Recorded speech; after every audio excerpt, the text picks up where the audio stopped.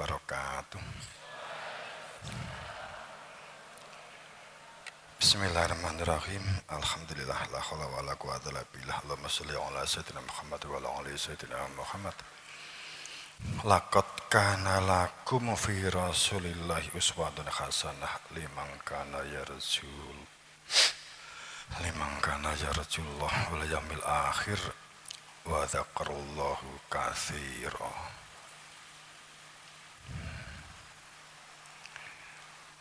Jamaah santriwan santriwati, ustadz ustazah, pokja, pengabdian, sepuh bini sepuh, jamaah rahimakumullah semuanya, dan juga yang mungkin ngikuti di online. Semoga tidak mengurangi kualitas dalam menyimak, mencermati sebuah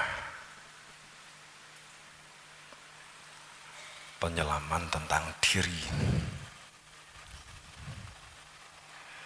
di situasi hidup di zaman global, di zaman milenial. Orang katakan demikian, bahwa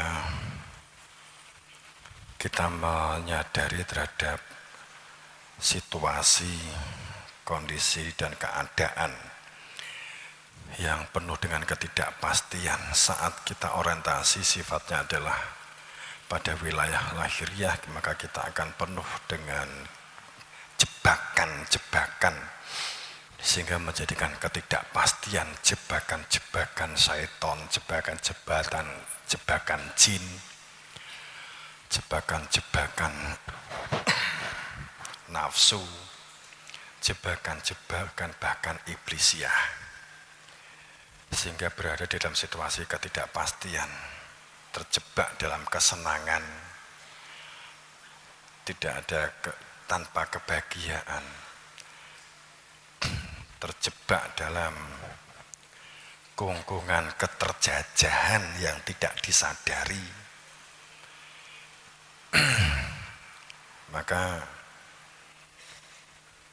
maka Nabi Muhammad dilahirkan dalam sebuah proses maulud Nabi Muhammad Rasulullah Sallallahu Alaihi Wasallam. Kemudian pada hari ini juga, namun kita tidak ingin gambling dengan kepastian kehidupan setelah kematian. Artinya bahwa kita tidak ingin judi terhadap adanya kepastian kehidupan setelah kematian. Kita itu tidak ingin judi dengan kematian kita nanti.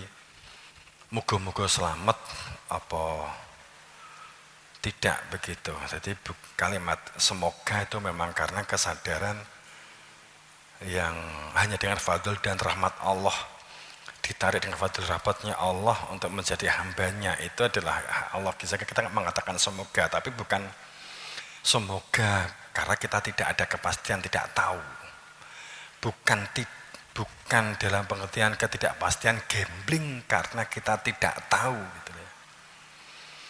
Kita sudah tahu jalan itu, kita sudah mengenali jalan itu, kita sudah mengenali keberadaan Dia, sehingga kita memohon semoga kita selalu dalam fadl dan rahmatnya Allah.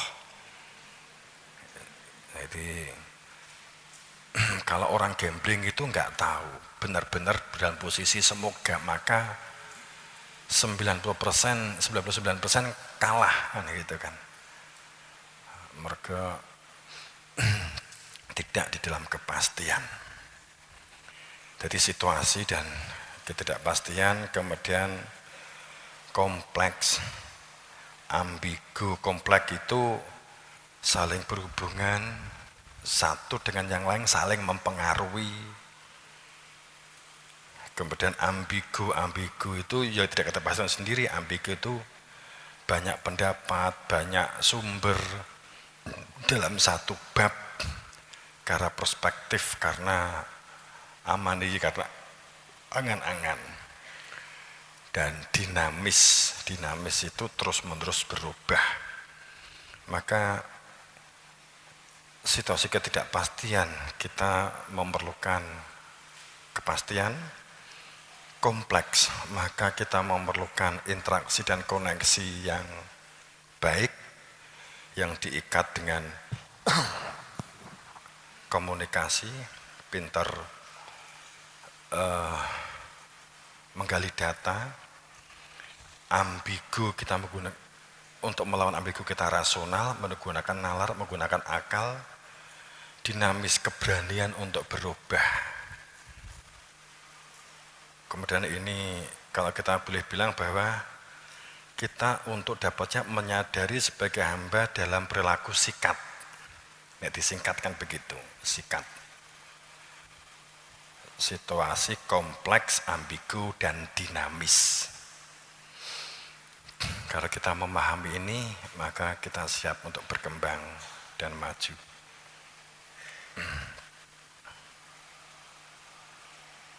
Sehingga dunia global ini adalah sesungguhnya merupakan gabungan dari keberagaman. Saat kita memandang perbedaan itu adalah beragam, multikultur. Orang mengatakan multi sosiokultur dalam perilaku kebinekaan. Tugas kita ini adalah menjadi untuk lebih connect, untuk lebih nyambung, untuk saling berkaitan dengan lingkungan, dengan membangun lingkungan kita, bersama-sama bertanggung jawab terhadap terbentuknya sebuah lingkungan yang harmonis, yang kita untuk dapatnya menjadi manusia-manusia pembelajar dalam sama-sama kesadaran sebagai fakir. Jadi kesadaran sebagai fakir itu hal yang sangat pokok dan mendasar.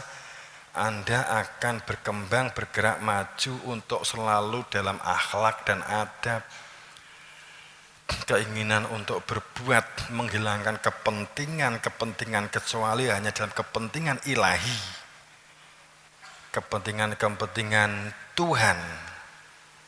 Artinya kepentingan Tuhan itu dalam diri Anda itu ada ruh yang asalnya dari Allah.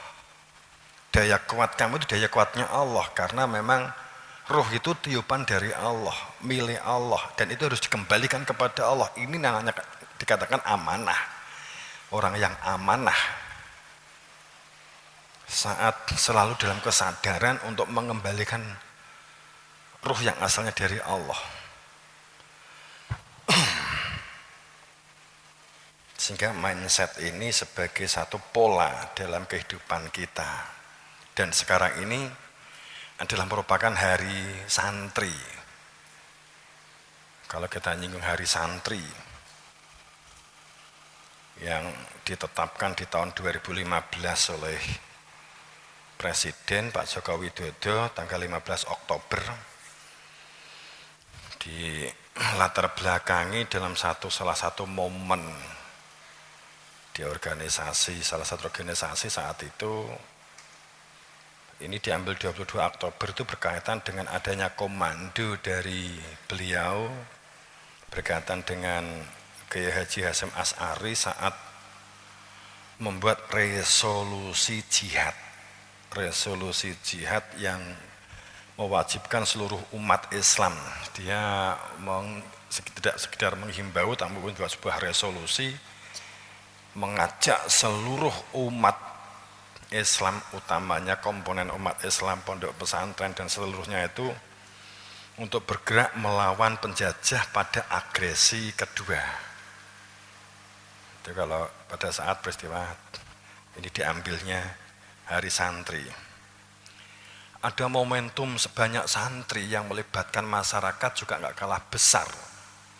Itu juga sama-sama di bulan Maret ya, kalau itu adalah Perang Diponegoro, 200 ribu lebih masyarakat Jogja itu dibantai, dibunuh. Adalah pengertian bukan dibantai, perang melawan Belanda. Itu banyak ulama, tokoh, santri yang perang pada saat Perang Diponegoro selama 5 tahun. Tapi sayang ini kalau melihat sejarahnya sudah agak dibiaskan, ditutup adanya komponen dan instrumen dalam sejarah yang ditutup.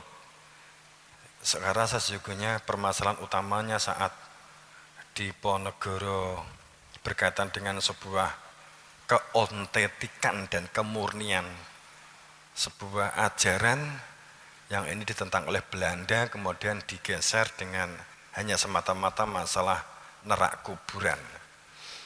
Ini kan adanya penggeseran nilai yang tidak diungkapnya adanya elemen tauhid dalam kehidupan.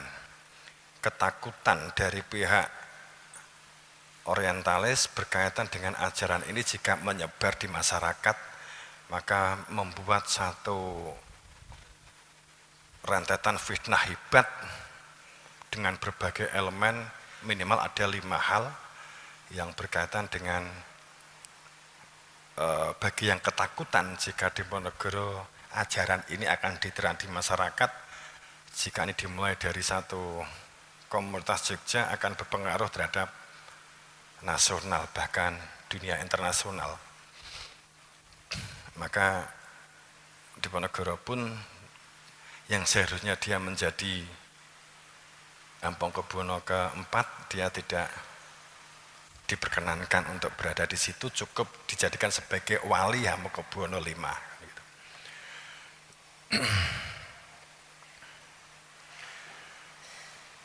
Momen yang diambil berkaitan dengan berjihad, mendeklarasikan resolusi jihad yang mengajak seluruh umat Islam melawan penjajah, ini yang diungkap oleh beliau Ki Haji Hasyim Asy'ari. Dan itu akan akhirnya menyupport, mendorong semangat patriot rakyat Indonesia. Jika ini yang diambil sebagai sebuah dasar pijakan, berarti ini ada unsur pembebasan atau pemerdekakan, memerdekakan. Dalam hal ini adalah memerdekakan pembebasan dari keterjajahan bangsa asing. Belanda yang membonceng Inggris. Jadi Hari Santri itu memberikan satu motivasi, nilai juang, nilai jihad. Tapi yang perlu diingat adalah jihadul akbar itu adalah jihadul nafsi. Jihad memerangi nafsunya yang berat. Kamu baru pulang dari jihad yang kecil, perang dengan menggunakan tombak, dengan pedang, dibunuh atau membunuh atau dibunuh, itu Nabi ngendikan itu adalah jihadul shogir, jihadul kecil. Kemudian kamu akan memasuki jihad akbar, huwa jihadun nafsi. Jihad dengan diri itu yang lebih berat. Memerangi ego, memerangi kepentingan, memerangi salah tujuan pencitraan, memerangi kebanggaan,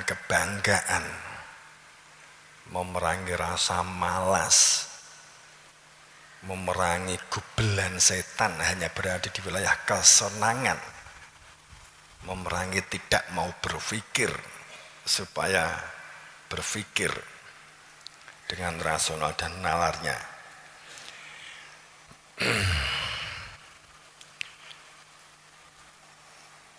Keterjajahan dari bangsa lain dalam bentuk apapun sebenarnya, di politik, sosial, budaya, ekonomi, pertanian, dan lain sebagainya. Kita berada dalam satu wilayah keterjajahan ini.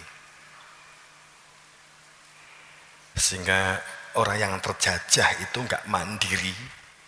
Orang yang terjajah itu tidak memiliki ketahanan, artinya bahwa tergantung dari pihak lain. Jika pihak lain yang kita tempati bergantung itu tidak ada, maka kita akan bangkrut. Maka itu adalah dalam keterjajahan, tidak berdaulat. Artinya kita tidak bisa membuat satu perilaku terhadap konstruksi demokrasi. Keterjajahan terhadap itu adalah keterjajahan yang bersifat lahiriah, politik, sosial, budaya, ekonomi, dan sebagainya. Sampai di bidang pertanian pun sudah dalam posisi keterjajahan, tidak hanya budaya.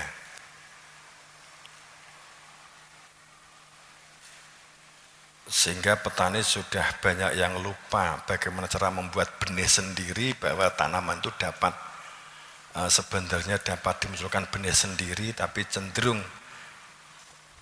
mungkin entah karena kebiasaan atau aras-arasan sehingga mencari benih di luar, tidak bisa membuat siklus benihnya dari tanaman sendiri. Yang mestinya kalau saya mengacu kepada ayat 2,5% itu disisihkan untuk benih.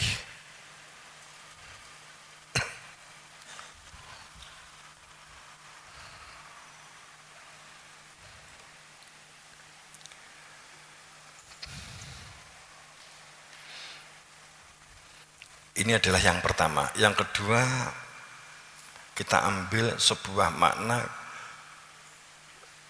pembebasan dari keterjajahan perilaku-perilaku nafsu, ego, keakuan.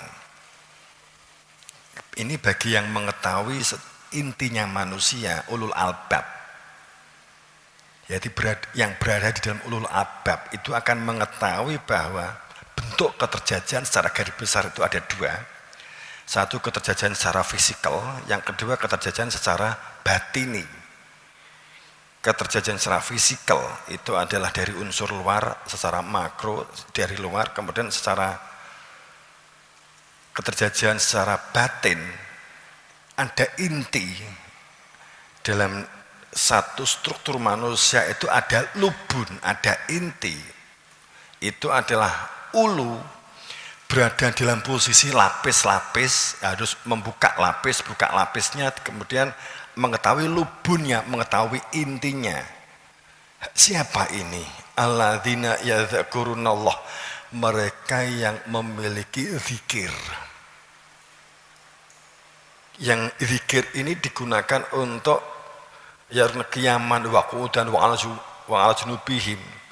Yang adanya zikir ini akan dapat mengingat keberadaan dia, sadar sebagai hamba karena mengingat keberadaan dia yang punya nama Allah dalam keadaan apa saja, dalam keadaan aktivitas apa saja, situasi kondisi apa saja.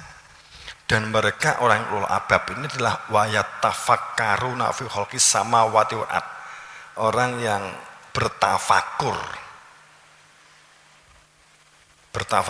wayatafakkaru fi anfusihim, bertafakur terhadap nasib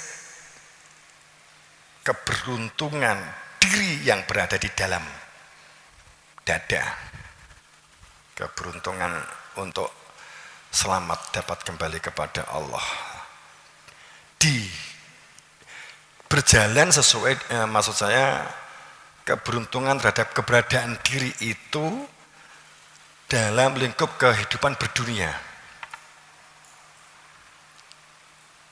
Bertafakur bahwa untuk memberdayakan diri, untuk meningkatkan skill keterampilan, untuk membuat lakon, pitukon, itu selalu mentafakuri, berpikir secara mendalam, berkaitan dengan batin. Maksud berpikir secara mendalam itu apa ya? Enek unsur hati-hati. Kalau ini hanya kesenangan, bukan kebahagiaan.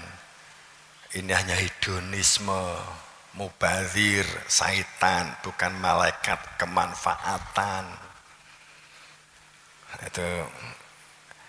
Itu tafakur itu adalah orientasi kemanfaatan, waspada, sabar mau memaksa untuk berbuat kebaikan, kemudian jika ada perilaku jumut tertutup, kita menggunakan rasional dan nalar supaya tidak menjadi manusia yang tertutup dan jumut. Mungkin tertutup dan jumut fanatik karena merasa jabatannya, karena keturunan, karena suku bangsa, karena akademik. Itu adalah tafakur dalam penciptaan langit dan bumi. Kemudian Rabbana ma khalaqta hadzal batil. Kesadaran Rabbana, kesadaran bahwa kita hamba sebagai fakir membutuhkan pembimbing, pendamping, pensupport, pendorong dalam satu perilaku hamba. Interaksi yang baik, interaksi yang berakhlak, interaksi yang beradab. Rabbana ma khalaqta hadzal batil, karena segala sesuatunya diciptakan tidak sia-sia. Bahwa dalam hal teknis tidak hanya satu jalan untuk menuju Roma, itu dalam hal teknis. Bisa naik pesawat, bisa naik kapal, bisa jalan kaki, bisa naik unta, bisa naik kucing. Itu adalah jalan menuju Roma. Naik kucing ya iso toh, tapi nganggo sikilmu sing mlaku.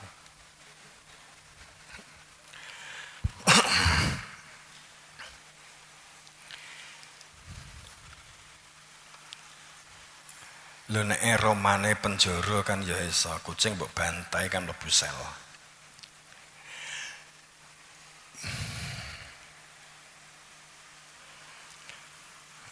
Maka wama ubari nafsa inan nafsa la amaratum bisu ila ma rahimar rabbi inar rabbi ghafurur rahim. Kesadaran bahwa setiap diri itu tidak bisa membebaskan. Bahkan ini satu kalimat dari Nabi Yusuf, bahwa dia pun tidak bisa membebaskan dari perilaku nafsu. Karena sesungguhnya nafsu itu selalu mengajak kepada bisu, selalu mengajak kepada perilaku-perilaku yang tidak menuju Tuhan. Perilaku-perilaku yang mengajak, jadi bukan masalah jahat, su itu perilaku yang tidak menuju Tuhan.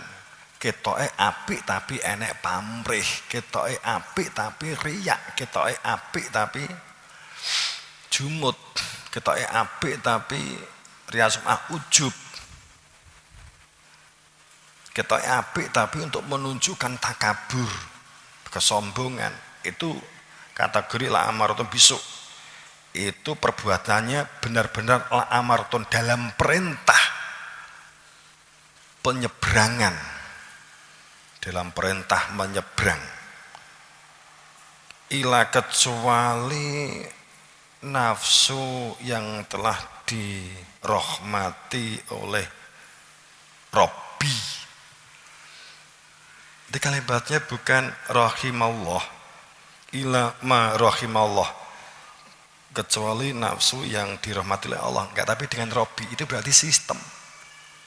Yang nganggo jihad, yang nganggo sabar, nganggo jihad, nganggo memerangi, caranya rasional nalar, dengan sabar mau memaksa untuk berperilaku baik itu membutuhkan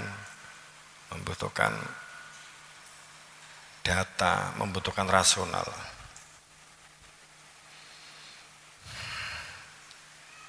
Jadi hai santri tidak hanya bersifat simbolik formalistik, harapan kita kan begitu. Hari santri tidak hanya bersifat simbolik formalistik. Saiki hari kok akeh banget, hari buruh, hari santri, hari Manula. Itu ada. Jadi hari manusia-manusia lanjut usia. Jadi tidak hanya bersifat simbolik formalistik harapan kita. Artinya bahwa tidak hanya gerudak-geruduk honor ini tanpa nilai, tanpa makna. Namun sebagai pengukuh atau dalam bahasa orang akademik mengatakan afirmasi realitas komunitas santri mandiri untuk dapat membebaskan dari perilaku-perilaku keterjajahan.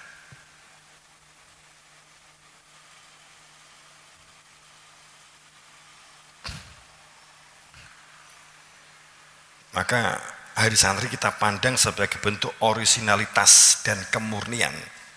Kita memandang orisinalitas dan kemurnian. Bahwa secara orisinil dan kemurnian, perilaku umat Islam dan sebenarnya agama apapun, perilaku umat orang yang spiritual, ada tidak kita mengambilkan kemurnian, orisinil dan kemurnian. Seperti pada saat di zaman-zaman skolastik, wedong boga, di zaman-zaman pertengahan, pembebasan dari situasi kegelapan.